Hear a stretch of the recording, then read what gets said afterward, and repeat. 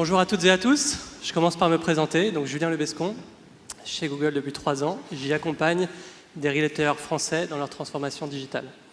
Je suis accompagné aujourd'hui sur scène de François Aspe, qui est directeur e-commerce et marketing client chez Eram. Bonjour à tous. Alors Eram, j'imagine que vous connaissez tous. C'est une marque patrimoniale, 90 ans d'histoire. Surtout le premier vendeur de chaussures en centre-ville en France, avec un réseau de 270 boutiques et un site internet performant sur tous les écrans.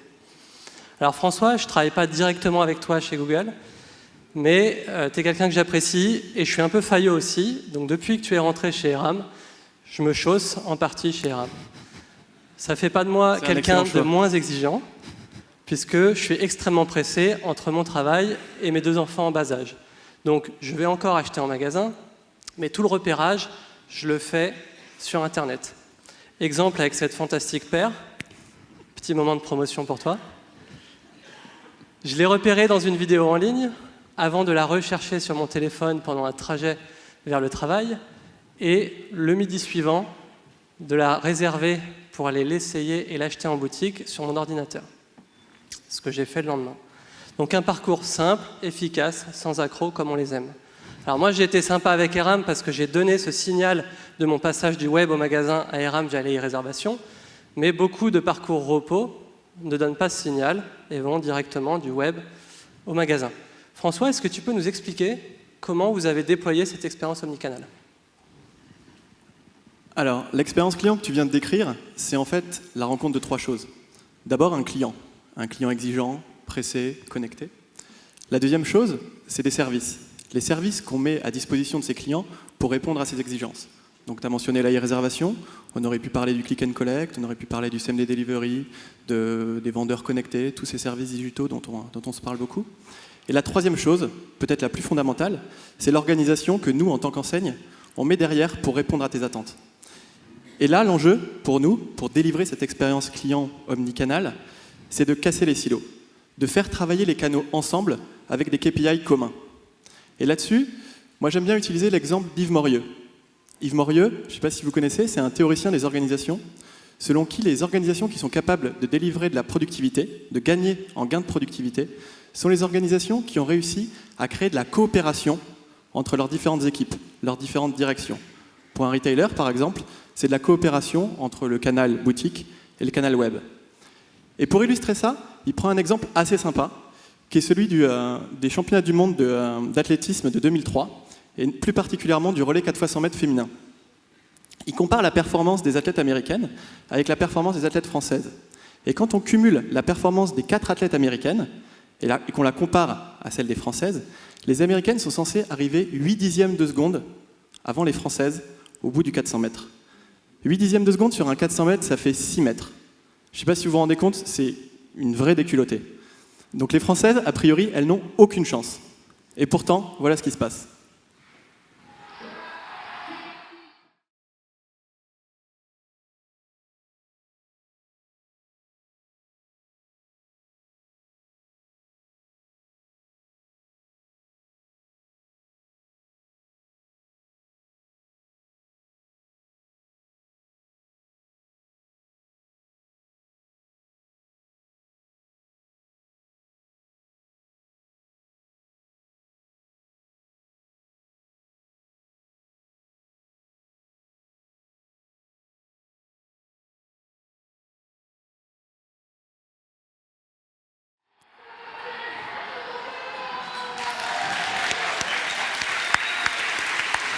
Elles sont championnes du monde. J'adore cette course. Non. C'est ça la magie de la coopération. Les filles qui portent le bâton courent moins vite, mais le bâton va plus vite. Concrètement, si demain vous donnez à vos équipes uniquement des KPI de performance personnelle, ça a beau être les meilleures du monde, à l'image des Américaines, elles vont perdre la course. En revanche, s'il y a ce KPI de performance personnelle, vous ajoutez un KPI de coopération, un KPI omnicanal, en ce qui concerne les retailers, alors vous gagnez la course. Et vous faites en quelque sorte la démonstration du génie français face aux géants américains. Excuse-moi, tu parles pas de Google là, j'espère. Non, pas du tout, pas du tout, pas du tout. Alors si je transpose ton exemple à ton métier, finalement, il vous faut des athlètes rapides, donc par exemple des magasins performants un site internet performant, et surtout des athlètes habitués à bien se passer le relais. Donc par exemple, des magasins qui aident le digital à courir plus vite et du digital qui aide à courir les magasins plus vite. Donc les gens sont un peu trop timides dans la salle pour te demander, mais je suis sûr qu'ils meurent d'envie de savoir un peu plus concrètement comment ça se passe chez RAM. Alors honneur au magasin, comment aide-t-il le digital à courir plus vite? Alors très simplement, on va se parler de choses très simples, en toute humilité, vraiment c'est pas rocket science, c'est très simple. Le premier KPI qu'on a mis en place du côté magasin pour aider le digital à courir plus vite, c'est ce qu'on a appelé le Super CA.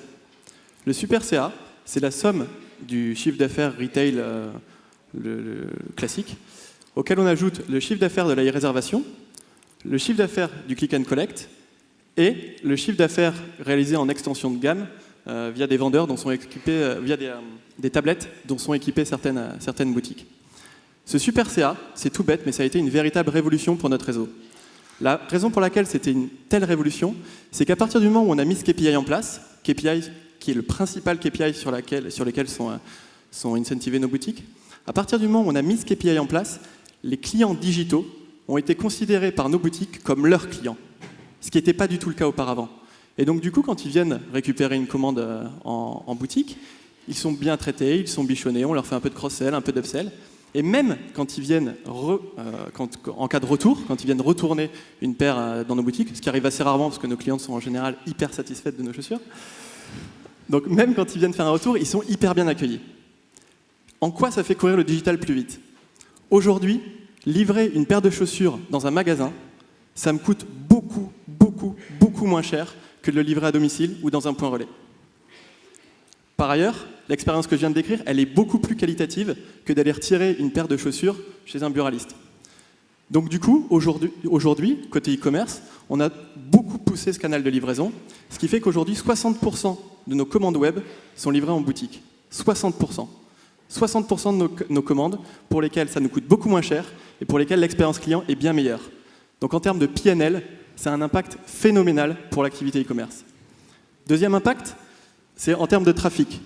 Aujourd'hui, nos 270 boutiques, elles drainent beaucoup plus de trafic que notre site e-commerce. Et comme aujourd'hui, chacune de nos boutiques considère l'e-commerce et le digital en général comme une extension de leur surface de vente, elles font la promotion de tous ces services, de la réservation, du click and collect, de tout ce qu'on peut faire chez nous. Et de l'extension de gamme aussi, parce qu'il y a plus d'offres sur ram.fr que dans certaines petites boutiques. Et donc du coup, ça nous draine beaucoup de trafic, ça nous fait un sacré coup de pouce.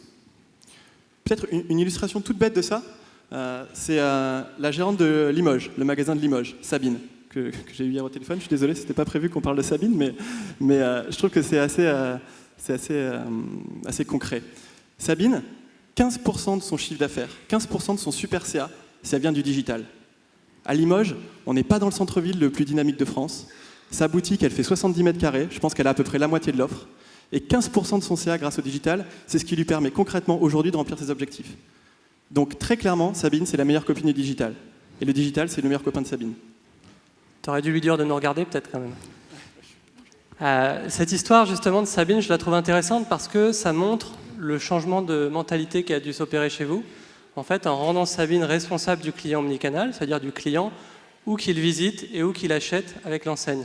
À la différence d'avant où j'imagine que son job, c'était de s'occuper du client quand il était dans son magasin.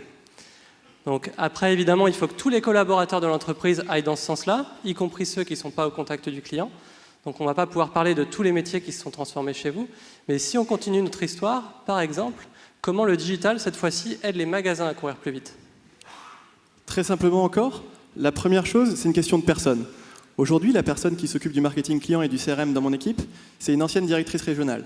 Donc quelqu'un qui a managé des magasins, qui connaît très bien le terrain et qui est très crédible aux yeux des magasins.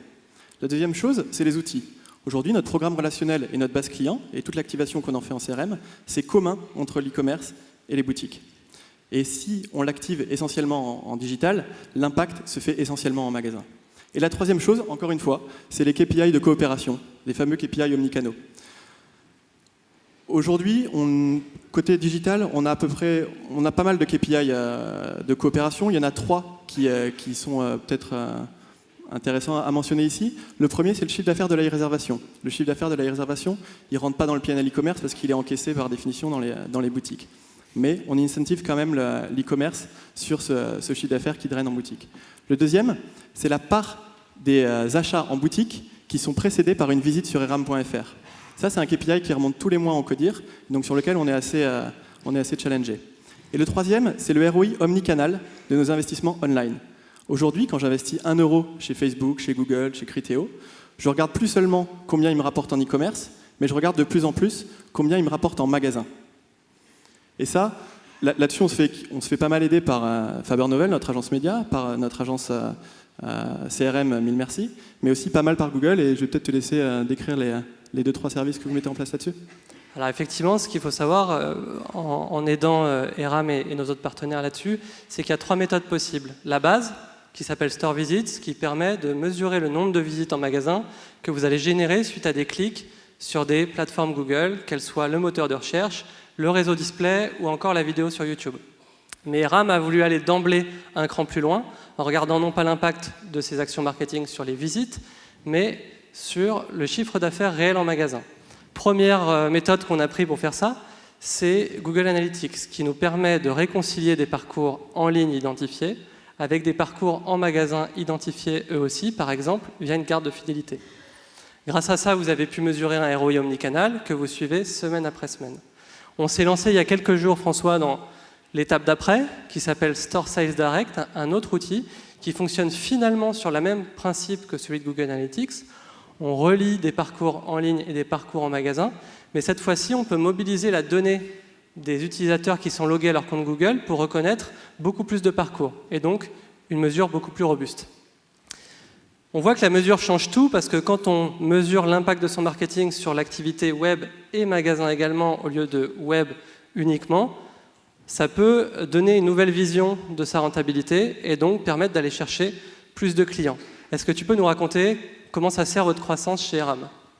Encore une fois, très simplement, en menant ces analyses, on s'est rendu compte du fait que les investissements online qu'on faisait, quand on regardait leur impact d'une manière omnicanale, étaient beaucoup plus rentables que quand on regardait uniquement leur ROI e-commerce, ce qui est une évidence.